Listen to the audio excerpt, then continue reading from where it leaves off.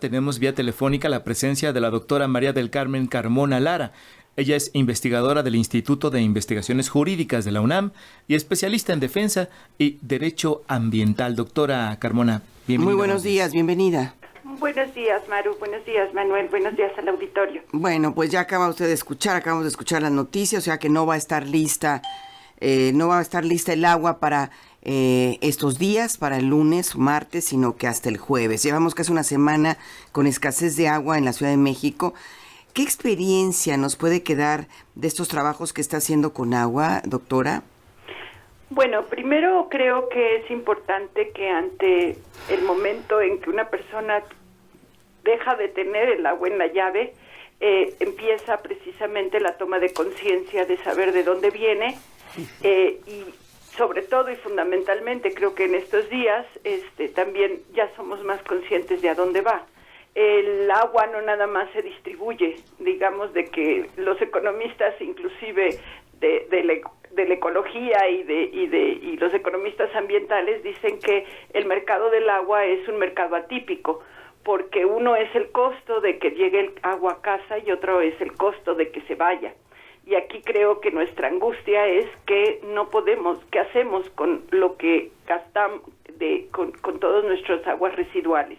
Y ahí es en donde el caso de la Ciudad de México es muy especial y fundamentalmente tenemos que tomar conciencia de cómo gestionar y administrar adecuadamente este vital líquido. En este sentido, sabemos que con grandes construcciones como la del nuevo aeropuerto, recientemente cancelado, ya sea en Texcoco o bien que se lleve a cabo en Santa Lucía, se habla también de una sobreexplotación de los fondos, de los mantos freáticos que alimentan la Ciudad de México. Más allá de estos trabajos, ¿estamos cerca de una crisis de agua? El problema de la crisis de agua a nivel mundial, inclusive recordemos que hace muy poco se celebró o se ocurrió el Día D en Ciudad del Cabo, en donde precisamente lo que ellos celebraban es que se habían terminado el suministro de agua superficial. Hay que recordar que en el caso del Distrito Federal se surte a través de 67% de aguas subterráneas y en ese caso son los pozos de la Ciudad de México los que manejan. Y aquí empieza una discusión muy fuerte, en primer lugar porque, y desde hace ya varios años, una serie de investigadores del Instituto de Geografía, del Instituto de Geología, del CISAN y de Jurídicas, hemos estado propugnando por una ley de agua subterránea, porque tristemente en México no tenemos regulados los pozos. Uh-huh. Y cuando decimos de que no tenemos regulados los pozos, estamos hablando de que en estos momentos de ese 67% que nos abastecemos de agua subterránea, según datos del Consejo Consultivo del Agua, que además quiero decir que estamos hablando de 485, cerca de 500 millones de metros cúbicos anuales, que precisamente se surten con el 67% y que solamente el corte que se está hablando es del sistema Cutzamala, que precisamente lo que nos da son que viene el agua desde 124 kilómetros, pero que estamos hablando de que 30% es del que estamos hablando del corte, pero no creo que tenemos que tomar conciencia de cómo se manejan el 67% de las aguas subterráneas que provienen de pozos. Yo quería darles datos respecto de cuál es la situación de los pozos, o sea, sobre todo decirles cuántos pozos hay, cómo se maneja, pero resulta que las cifras, en este caso, todas son estimaciones. Ni siquiera sabemos cuánto es el volumen de agua extraída, uh-huh, porque tiene que ver con una cifra de disponibilidad, y he de decirle que inclusive los decretos del Diario Oficial provienen con cifras que son dadas desde hace cerca de 20 años. Doctora, o sea, estamos, uh-huh, con cifras de los 90, pero bueno, hablando de esta situación, uh-huh, la cifra oficial, pero oficial, digamos, en este sentido es que de aguas someras, es decir, la cantidad de profundidad de nuestros pozos, que van entre los 200 metros y un poco más, o sea, de 70 a 200 metros, que sí, es el promedio de nuestros pozos que están operando en estos momentos en la Ciudad de México.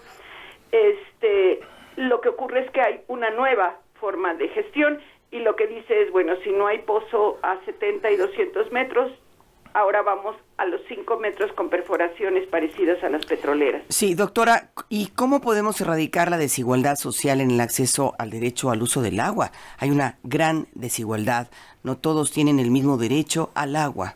El asunto tiene que ver con una situación todavía un poco más grave, que tiene que ver el costo de la obra pública. Aquí el asunto es que tanto la obra pública, y por ejemplo esta es una de las situaciones que estaban pasando en el aeropuerto asociado al proyecto aeropuerto está lo que siempre ha sido un sueño de esta ciudad, que es que en esa zona se pudiera manejar sobre todo una situación especial para el manejo de aguas residuales. Y aquí la situación de desigualdad tiene que ver con una desigualdad económica que va aparejada a la infraestructura, pero en el caso de la Ciudad de México también tiene que ver con el costo del agua y el costo del bombeo del agua, que en el caso del Distrito Federal es del bombeo de aguas residuales, hasta 10 y 15 metros más. Entonces, estamos hablando de que es quien decide la obra pública. En el caso del aeropuerto se pensaba en una infraestructura hidráulica, siempre ha sido, inclusive el lago Navarcarrillo es un lago de regulación, pero que en el caso del Distrito Federal tiene toda una serie de complicaciones, porque recordemos que la gran obra pública la hizo, está tanto en el caso de el drenaje profundo como el Cutzamala, que finalmente son obras que están reconocidas mundialmente como las obras hidráulicas más importantes casi en la historia de la humanidad. Entonces, estamos hablando de que la desigualdad social está dada por una mala gestión del agua. El agua existe y el agua hay manera de, digamos, cuidándola, poder distribuir adecuadamente, pero el asunto es que para distribuirla se requieren grandes obras hidráulicas y también para alejarla, porque así se llama el alejamiento de aguas, se requieren de grandes obras hidráulicas también y de mucho dinero público. Y el debate está en eso. Si nosotros le tendríamos que preguntar a Conagua, porque de lo que estamos hablando es de una escasez, de una toma de decisión que se hizo en Cutzamala, pero ¿hace cuántos años se hizo? ¿Con qué tipo de población y con qué cantidad de población?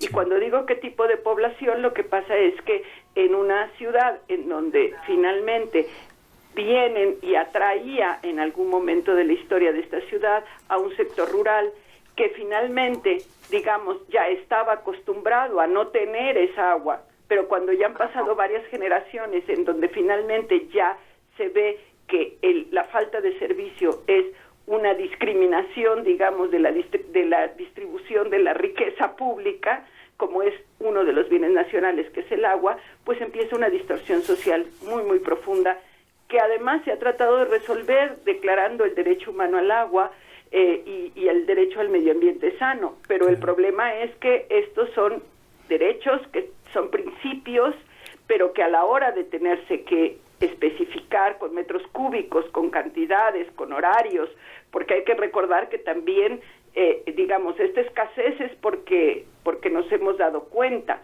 Inclusive hasta el presidente de la República dijo que bueno, que por qué se causaba tanto, si luego lo habían hecho sin avisar y no pasaba tanto revuelo. Y efectivamente, porque hay colonias en donde no se nota que no hay agua porque nunca hay, o porque se tandea de tal manera que ya la población se ha acostumbrado a ello.